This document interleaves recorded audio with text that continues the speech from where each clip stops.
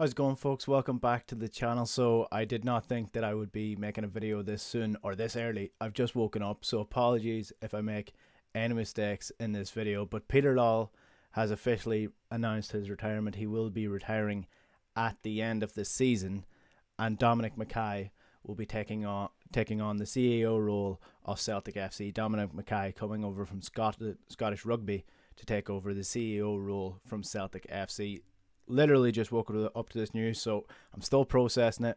Might be a little bit groggy, might be a little bit rusty this morning, but I'm going to give you my opinion on it now. But first, I'm going to get into the hefty statement that was announced today alongside Peter Lawwell's retirement. I'm not going to read it all because there's a lot to go into, so I'm just going to go into the main points. So, announced today on Celtic's website that Peter Lawwell will be retiring as the chief executive officer. So he says that it has been an enormous privilege to serve the club and our supporters for 17 years. A wonderful honour to have been part of this institution that I have loved and I have supported for all of my life. I will always be proud of what I achieved and what we achieved together. It's been a particular privilege to be involved in Celtic throughout a period of the club's history, which has brought enormous success as well as so many great nights in Europe in Celtic Park. Everything that we have achieved and I have achieved has been with everyone involved or associated with the club in a great way. I have valued and been involved with the Celtic supporters in Scotland and around the world. In particular, I have appreciated the advice and support offered by all our main supporter groups across Scotland, Ireland and beyond. I would like to thank them for their passion, support and commitment and they continue to bring to Celtic. Celtic's reputation is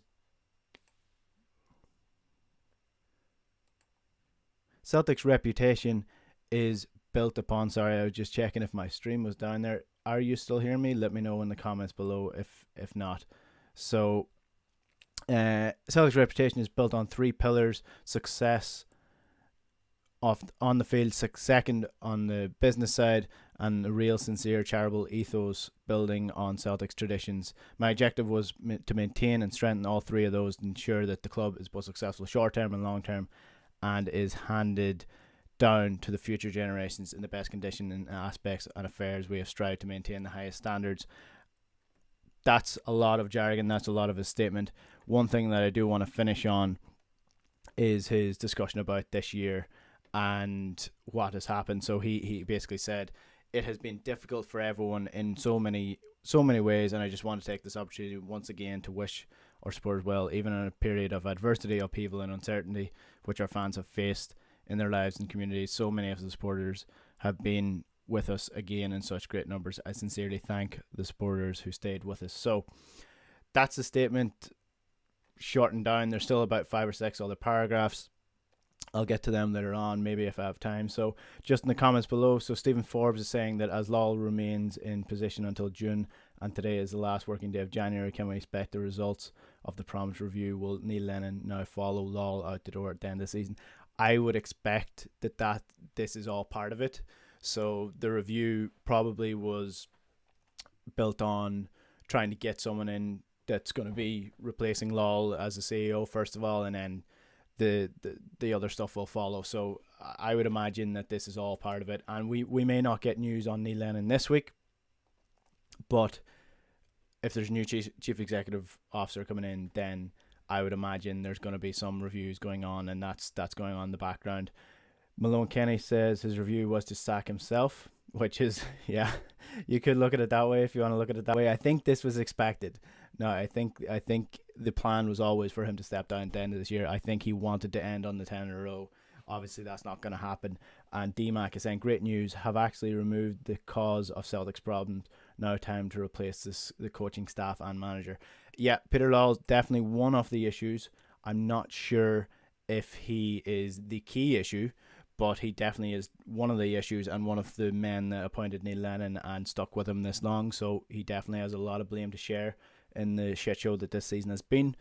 And Jordan Smith is saying, with Dominic McKay coming in, do you expect a younger approach across the board of the management? Now, I don't know too much about Dominic McKay myself. He is part of Scottish Rugby, or was anyway, and was involved in rugby. My opinion on that is that, yes, he did take that approach in his last couple of years as Scottish Rugby CEO.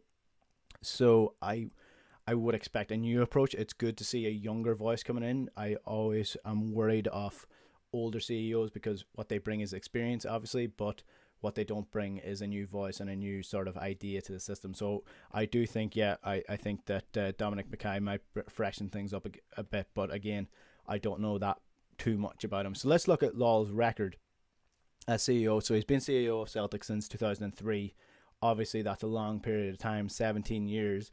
And in the statement itself and in all the news bulletins across the websites and everything, he's talking about how it's been the most successful period in Celtic's history, and it has been very, very successful. 29 trophies altogether, 13 league titles under his stewardship, 9 in a row, clinched the 2019-20 unprecedented quadruple treble as reported in BBC.com.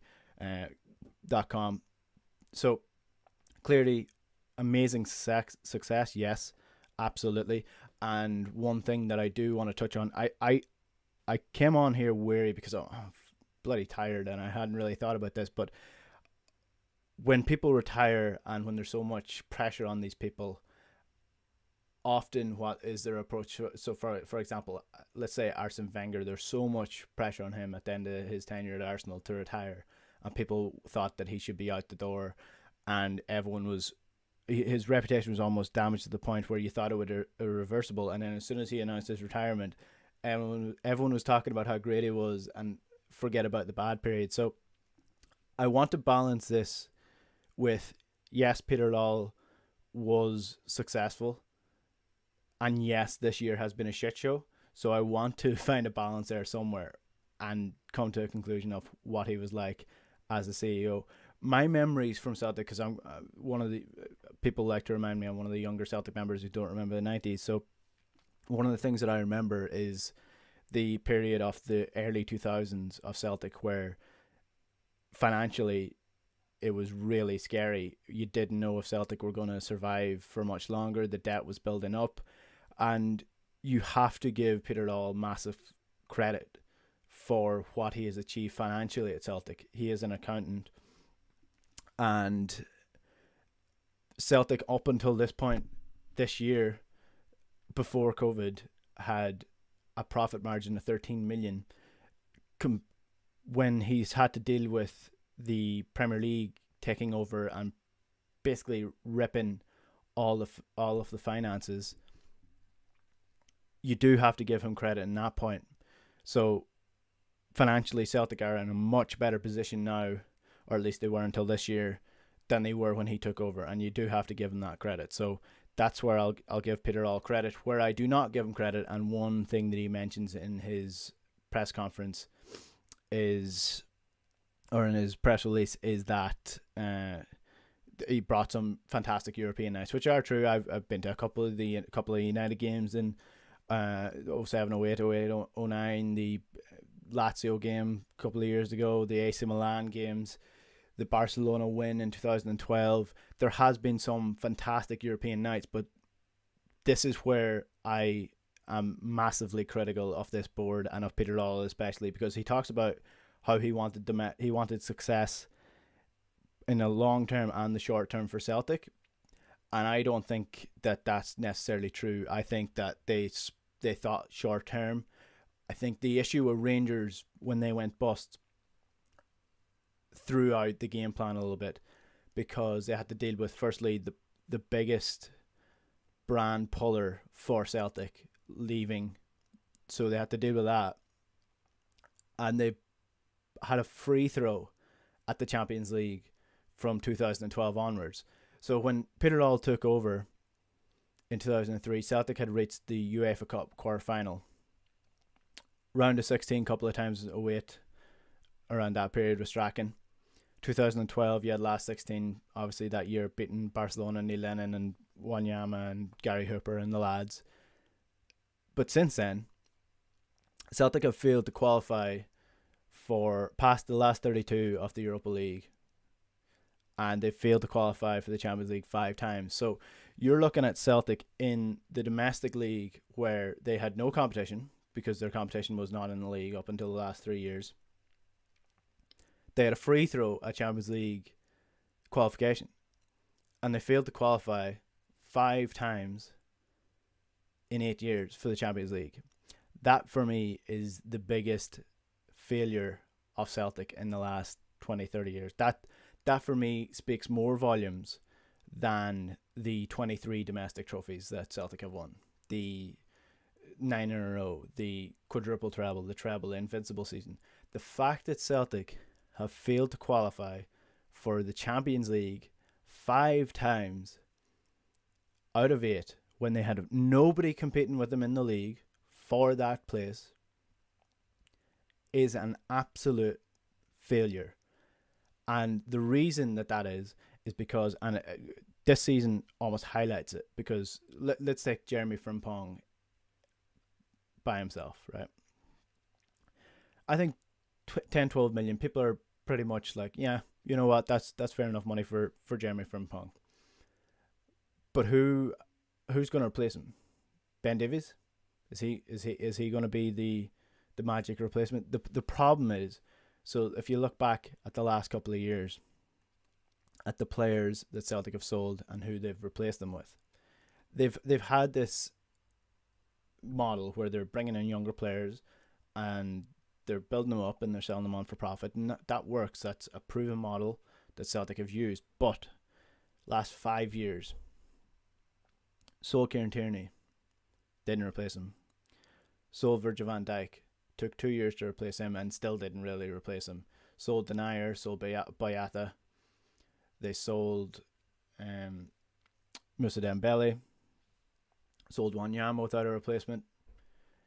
They've sold all of their best assets, and they either don't have a replacement lined up immediately, or it takes them too long to replace them and they're replacing them with worse talent. So that for me speaks volumes of the decision making at Celtic in terms of scouting, in terms of recruitment, in terms of the business model. And I do think they are selling themselves short with some of these players as well, because Moussa Dembele is a great example. 30 million Celtic were offered the year before they sold them. They decided to hold on to them. They thought they could keep him for another year. Sold him for 18 million. He's now playing for Atletico Madrid. And Virgil van Dijk, sold him for 15 million. He's now, Liverpool bought him for 80 million. He's now the best centre back in the world. So I think it comes with the ground of Celtic in a way, because where the Scottish League is at and the opinion outside of Scotland for the Scottish League and where the players are at, because nobody gives them credit. People give Southampton credit for Virgil van Dijk. You know, that is where, that's what we're dealing with. That's what we're battling with. But Celtic's a strong brand. It's a European brand. Moussa Dembele was scoring in the Champions League against Man City the year before, and they still only got 18 million for him. You're telling me that Liverpool can get 30 million for Jordan Ibe from Bournemouth, and Celtic can only get 18 million from Lyon for Moussa Dembele? That's the difference. That's the failure. That for me stands out, and that's a failure from Peter Lawwell. So let's get to some of the comments. So AJSC Technologies, good news, and his replacement looks like he has great credentials. The transition and building period starts here, but must secure second place. Worrying times when you're actually worried about securing second place, and I completely agree with you. The new model must involve a UK scouting network who only target out of contract talent. That's part of the new model going forward. I see no point being Vitapur. That's too big a word for me this morning towards Lowell. We have no time to look back. Let's look forward. Yeah, I do agree with you in that one, and I did say in the middle of this video, or the start of this video, that I'm not going to be both overly critical of Peter Lawwell, and I'm not going to be overly kind to him either, because you have to look at this. Did he do the best for the club over the last year? I don't know if he did, but yeah, I agree with the new appointment. Dominic McKay does seem like he has good credentials, and he's young and he's a new voice. The UK based approach is an interesting one as well, because obviously Celtic's model has been based on taking younger players from other clubs and building them up. So they're going to have to be doing that in a UK environment now because of Brexit, and it makes that a little bit more difficult. So I think, number one priority for Dominic McKay coming in is firstly sorting out his board, figuring out what he's going to do with that, finding a new manager, figuring out what's happening there, and sorting out a scouting network that's going to be better for Celtic going forward, develop the club, and see what they can do. So if you have any thoughts on Peter Lawwell or Neil Lennon or where the club should go, just don't hesitate to leave a comment below, and I'll try to get to them before the end of the video. I am going to talk about the new manager because that all comes into it as well. So this all comes part of the review, I think, that's supposed to be happening at the end of this week. So this news could be the first of many breaking news stories this week. So I don't expect Neil Lennon to leave. I'd be surprised if Celtic left, or if Neil Lennon left before the end of the season. So I do think we're stuck with him for the end of the year. So AJSC Technologies has said, I can't pronounce that word this early. It means snidey. No point being snidey and wallowing in the season failure. Let's move forward. No recommendations.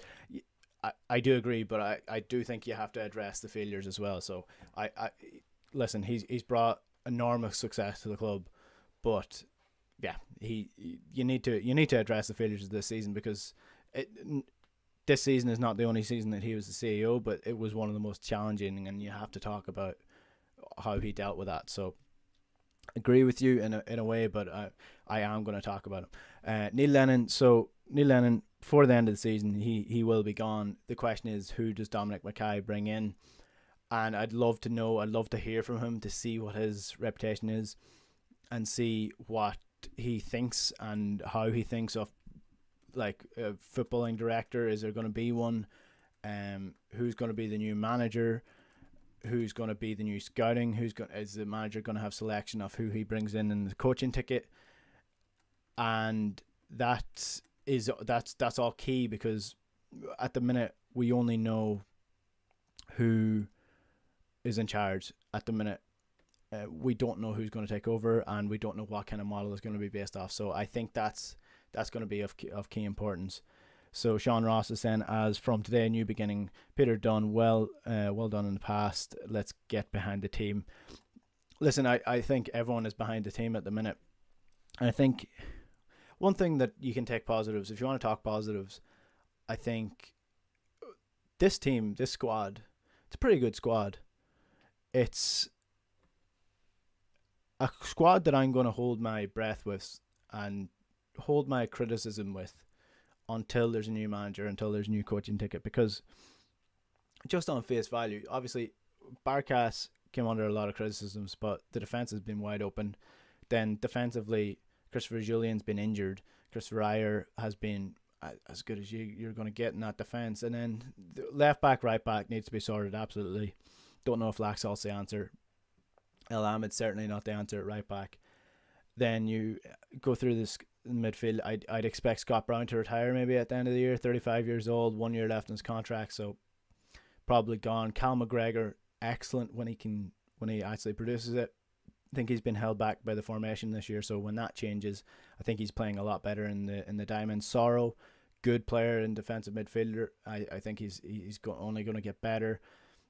Not sure about Ryan Christie, not sure about El Yunusi. David Turnbull looks like a great player, looks like he'll develop more. And then up front, Patrick Kamala and Ajeti, they're still 23, 22. So, I mean, there's still loads of potential there and loads to see if they can build on, if they can get fit. Can't understand why they're not fit at this stage of the season, or if that's just an excuse for them. But yeah, that for me, that squad makes me excited because you can build on that, you can improve it. It depends what Dominic McKay is going to do in terms of money and in terms of what, because Celtic's finances are up in the air at the minute. We'll find out from the report in a few weeks' time. But yeah, it's an exciting period for Celtic, because you can look at it in doom and gloom. The 10 in a row is over, but the season continued at the end of the 10 in a row, regardless of whether Celtic won. So what you want to do now, this is a period where we can change things.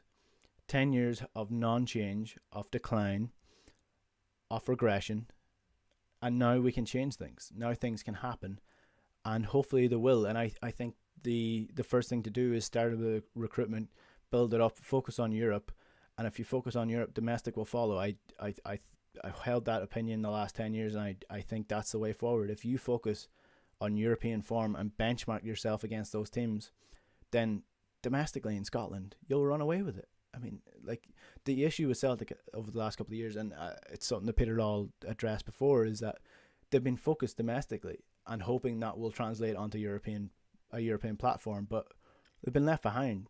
You focus on European platform, and that comes over the domestic platform because it's a higher standard than the other players are used to be playing. So that's my opinion anyway. Martin Bickett says, by the way, Enda, thanks for the Huddle Breakdown podcast. A really different perspective on the hoops. I thoroughly enjoy it. Hail, hail. Thanks for that, Martin. Yeah, it's been an interesting period for Jaco James and Alan Morrison. Obviously, they do all the heavy lifting, and I'm just the host. But it's been really enjoyable. And again, if anybody hasn't listened to it, it's the Stats and XG Performance podcast for Celtic, and they look at the XG and overall performance and benchmarking, and it's not something that I would have thought I would have been interested in until I actually started doing it with Alan and James. But it is something that I've been getting more and more into because it's more of a measurement tool, and it's really helped me analyze Celtic in a different way. So if you haven't listened to that, you can get it on Twitter at Huddle Breakdown. You can follow us. We post there every week.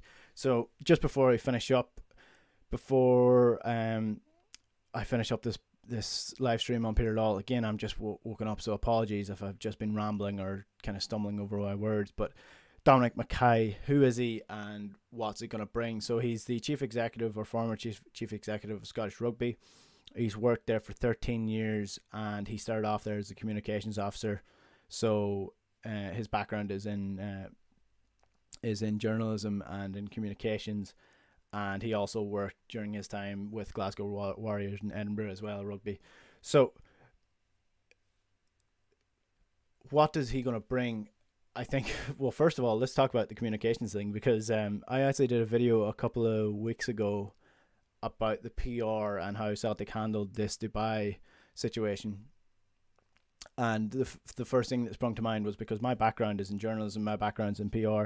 So I thought it was disastrously handled. And you can't really put that down to Peter Lawwell. You have to put that down to the communications team, which again, I don't want to criticize too heavily because they're probably doing their best in a really bad period, and communications officers are not paid well, let me tell you that.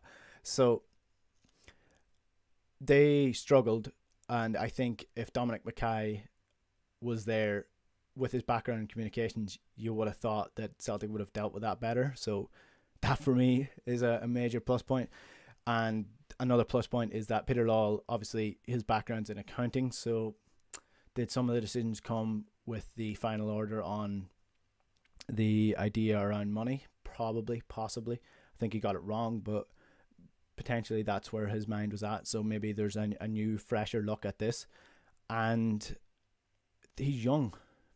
That's a massive plus point. And I think, yeah, you can look at it, he's inexperienced a little bit, but he's had 13 years at Scottish Rugby, so he's not that inexperienced. He's worked at a high level, he knows what Celtic are about because he's coming in from Scotland. He knows what the club is, and he can build on this. And I think that Celtic are in an okay position to build on, but it's going to take some really critical thinking. It's going to take some really strong-willed thinking to do a clear out if clear out is necessary.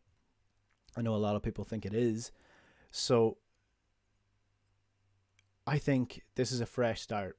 Let's look to the future, and let's hope that Dominic McKay can bring in the right man to lead the team on the field, as well as bringing in the right team to lead the team off the field as well. Before I finish up, let's get to some of the comments.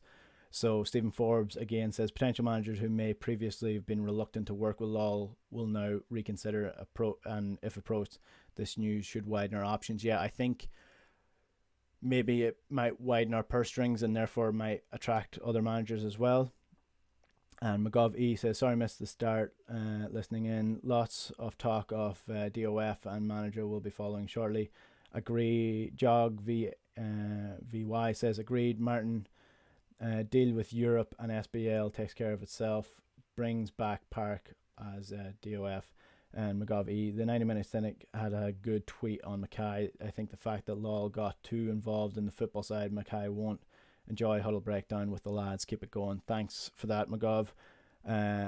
Technologies again. Oh dear, Bio, Klamala, Hendry, Barkas, Bally, Duffy. We need coherent recruitment strategy, and a new director of football will do that job full time. Yeah.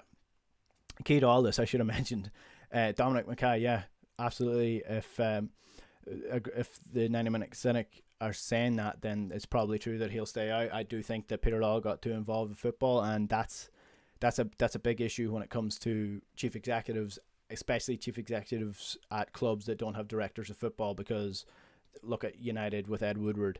People who do not know football getting involved in the football side of things can lead to tension with the manager, first of all, bad recruitment second of all, and overspending on bad players. So I do think that is a massive thing, and key to that is getting in a director of football, because it just needs to be sorted. It's something that every modern club should have as a director of football. It just ties everything together. And I spoke to Juco James about this when Rafa Benitez was being linked. You can find that video on the channel. Essentially, the biggest thing with this is that you don't want to be bringing in a manager who's going to be all-inclusive, that everything runs through him, because that's an old model, it's an archaic model, and ultimately it fails after 2 to 3 years, and that's not what you want. I personally, I'm not sure what you think. You can let me know in the comments below, but I would personally be happy enough if Celtic went 2 to 3 years with, let's say, because they're good enough to win the Scottish Cup and League Cup anyway, but 2 to 3 years battling and hard enough with Rangers for the league. But after those 2 to 3 years, Celtic were built for Europe for 5-6 years. Would you let me know below, because you might disagree with that massively. Would you take Celtic not winning a domestic trophy for 2 to 3 seasons if it meant after that Celtic would be competing in the last 16 of the Champions League? Because I certainly would, because I think if you're competing in the last 16 of the Champions League, you're going to be competing for trophies as well. So yeah, that's my thoughts. Maybe I'm crazy, maybe I'm not, but that's where I think Celtic should be focusing their opinion anyway. So just before I finish up, another couple of comments.